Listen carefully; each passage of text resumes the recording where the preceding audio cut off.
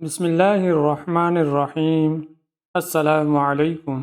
Welcome my YouTube channel in English. Chapter number 10، صفحہ number 27۔ Head. لفظ head ملکیت ظاہر کرنے والا لفظ ہے اور اس کا استعمال 3 طرح کے معنی میں ہوتا ہے، یعنی اردو میں جن جملوں میں ان 3 طرح کے الفاظ ہوں، جیسے پاس تھا، میں تھا، بھائی بہن دوست وغیرہ تھے، اس قسم کے جملوں میں لفظ ہیڈ کا استعمال ہوتا ہے۔ پاس تھا جیسے ہم کہتے ہیں میرے پاس ایک گھڑی تھی، ہمارے پاس گھر تھا وغیرہ۔ میں تھا یعنی کسی چیز کے اندر تھا، جیسے ہم کہتے ہیں قلم میں روشنائی تھی، موبائل میں تصویریں تھی وغیرہ۔ بھائی بہن وغیرہ تھے، اس کی مثال، اس کا مطلب ہے کوئی بھی متعلق یا رشتہ دار تھے، بھائی بہن خالہ خالو دوست وغیرہ کوئی بھی ہو۔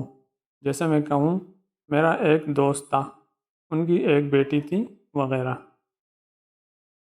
صفحہ نمبر 28۔ ہیڈ۔ انگلش لفظ ہیڈ لفظ ہیو کا ماضی ہے، یعنی اگر آپ کے پاس کوئی چیز اس وقت ہو تو آپ کہیں گے ہیو، یعنی آئی ہیو، میرے پاس ہے۔ اور اگر کوئی چیز آپ کے پاس ابھی نہیں بلکہ ماضی میں تھی تو آپ کہیں گے ہیڈ، آئی ہیڈ، میرے پاس تھا۔ مثال سے سمجھتے ہیں۔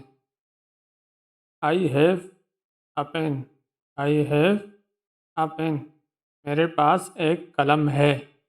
تو اس میں یعنی موجودہ وقت میں میرے پاس ایک قلم ہے، تو اس کے لیے کیا استعمال ہوتا ہے؟ Have. I had a pen, اوپر ہیو ہے نیچے ہیڈ ہے، تو اس کا ترجمہ بنے گا میرے پاس ایک قلم تھا، ماضی کے اندر تھا۔ اوپر والے میں پریزنٹ میں یعنی حال میں میرے پاس ایک قلم ہے، اور نیچے جملے میں میرے پاس ایک قلم تھا۔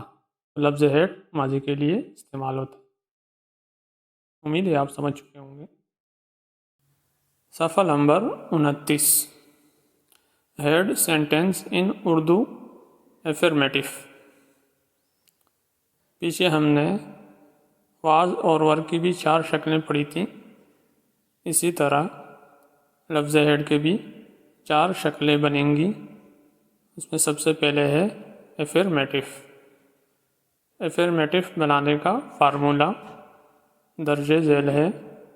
سب سے پہلے سبجیکٹ، پھر اس کے بعد لفظ ہیڈ، اس کے بعد کمپلیمنٹ یعنی آخری جملہ آئے گا۔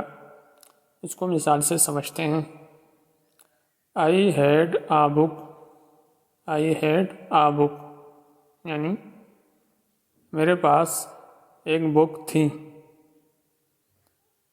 وی ہیڈ بکس، ہمارے پاس کتابیں تھیں۔ یو ہیڈ اے بک، آپ کے پاس بک تھی۔ ہی ہیڈ بک، اس کے پاس بک تھی۔ شی ہیڈ بک، اس لڑکی کے پاس بک تھی۔ دی ہیڈ بکس، ان کے پاس کتابیں تھیں۔